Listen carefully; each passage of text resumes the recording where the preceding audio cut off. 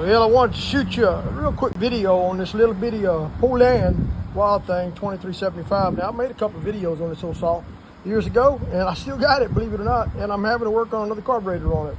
But this time I could not get the original carb that was on it like I put on it last time, which was a Walbro, and this one was a WT, let's see here, we'll find it somewhere on the side. 024 is what it reads, and it says WT-324, so there's a difference in this carb here and the carb that's currently on it that we put on it. You're going to see the inlet line here and the return line goes here. And of course you got your idle screws here and your low and high speed. Now the carburetors look pretty much the same, with the exception that on the carburetor that I put on there that everybody on eBay and Amazon advertises will fit a Poulan Wild Thing 2375 is totally different. You're going to have the inlet over here, and then of course the return is going to go in the bottom on this side. And I'm going to try to get in there and get you a picture of that right down in there.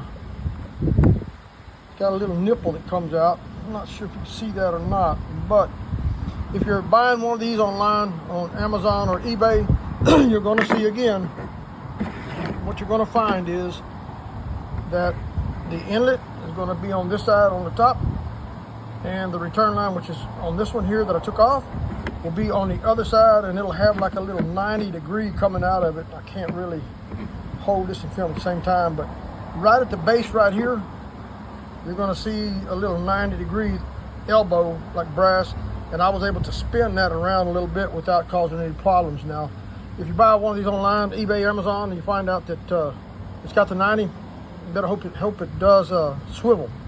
If not, you won't be able to use it, because what happens is when that line comes out, the base of the carburetor kind of curves back to the back sometimes, and try to put that line on there to get the return back into the tank will be an issue like I had here. Now the other thing is, if you use the carburetor that we put on there, you're going to find that, see right there, and right there, I had to drill a little hole out, because the linkage on this carb, not this one, this is the one that worked fine, with the inlet and outlet on the same side. The linkage on this one was touching the back of this cover. And what was happening when you pull this out, it was really, really hard. It wouldn't pull out all the way, and it was binding. So you may have to do the same thing. Now you're going to get a little dust and debris in there, but I don't think that's going to be a big deal. On the whole saw this old, and this will be the third carburetor I put on it, and it continues to run like crazy. But yeah, that's what I ran into. It was start and die, start and die, start and die. And I checked all the lines looked good. Pull this cover off, and of course you only have one, two, three here, and another screw over there. So it comes off real easy. And of course this one has one here with that part, and then one up here in the left front. So yeah, there's nothing else on the other side. But yeah, guys, that's what I did, and I just wanted to pass that information on to you about the choke. It was giving me hell every time I put it together. It would bind up, so I just went ahead and drilled me a damn hole in that to get it to where it would work, because I couldn't find this carburetor anywhere online. And every Chinese seller, every American seller, whoever it might be, is saying Wild Thing, Poulan, this fits it, this fits it, this fits it.